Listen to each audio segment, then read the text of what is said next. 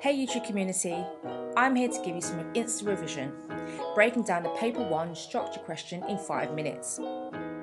Question 3 is this question that most students struggle with. While it may seem scary at first, once you get your head around it and with some practice, it's easier than you think. Question 3 is worth 8 marks, and you should spend approximately 10 minutes on this question. You will be assessed on AO2, your ability to explain, comment on and analyse how writers use structure to achieve effects and influence readers. You also need to use relevant subject terminology to support your views. The question may be worded as such. You now need to think about the whole of the source.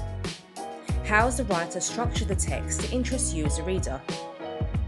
You could write about what the writer focuses your attention on at the beginning, how and why the writer changes this focus as the source develops, and any other structural features that interest you. Unlike the other questions, you have to focus on the whole text and not a few lines of the text. The question gives you bullet points to help aid your response. The first bullet point says you should focus on the beginning. So literally, focus on the opening. How does the writer choose to begin with extract and why? Does it start with setting the scene, for example? Explore this and question the effect of starting the text in this way. The second bullet point says to look at how the writer changes the focus of the text as the source develops. What does the writer shift your attention to? May it be an introduction of a character or an event, for example. You need to be explaining how the writer shifts your focus and, most importantly, why. Then, the last bullet point requires you to look at any other structural techniques that interest you. You must have a secure understanding of other structural techniques that could be used. You will not be able to get top marks if you only talk about beginning, middle and end. I noticed that this is when some students start to divert back to talking about language. If you begin talking about language in question 3, you will not be awarded any marks. So it's important that you are clear on the differences between the two. Metaphors, simile, personification, words and phrases and so forth are language techniques. You must not talk about them for question 3. Here are a few structural techniques you can speak about for this question. Order of events. What events take place in each paragraph? Repetition. Are there any recurring patterns in the text?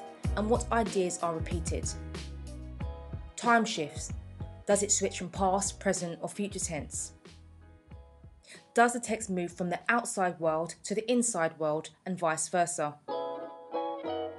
Introduction of characters. How are characters introduced and are they introduced at significant times in the text? Does the text shift from different points of view or different places? Does the text zoom? That can be zooming in from something big to something smaller, or beginning from something small and zooming out to something bigger. Is there a cyclical shape to the text? Meaning, does it end in the same way that it started? And does the writer use foreshadowing in the text? These are just some of the structural techniques you could look at when analysing the text. Remember, you only have 10 minutes for this question. You should aim to write 2 to 3 short PE paragraphs. Begin by making a clear point. Use keywords in the question and identify a structural technique in your point.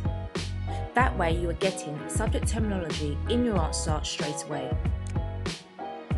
The first E you should know stands for evidence, so give evidence from the text to support the structural techniques you may have highlighted in your point. Then the next E is the effect. You must comment on the effect the structural techniques have on a reader.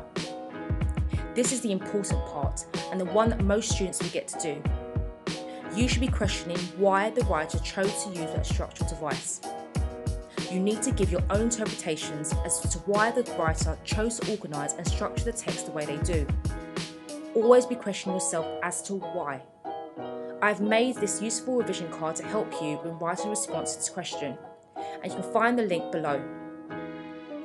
After practice, you may want to move away from using a strict PE format as it may hinder you from getting a full 8 marks, and it can be too prescriptive at times.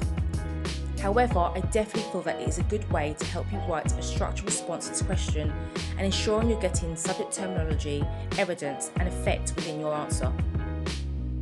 For more detailed tips for question 3, check out my Cold Conversations video with Miss Shaw, where we break down the question and the paper in more depth and detail using her novel as an example. For resources and practice questions to help you with revision, head over to my website, educatedminds.co.uk.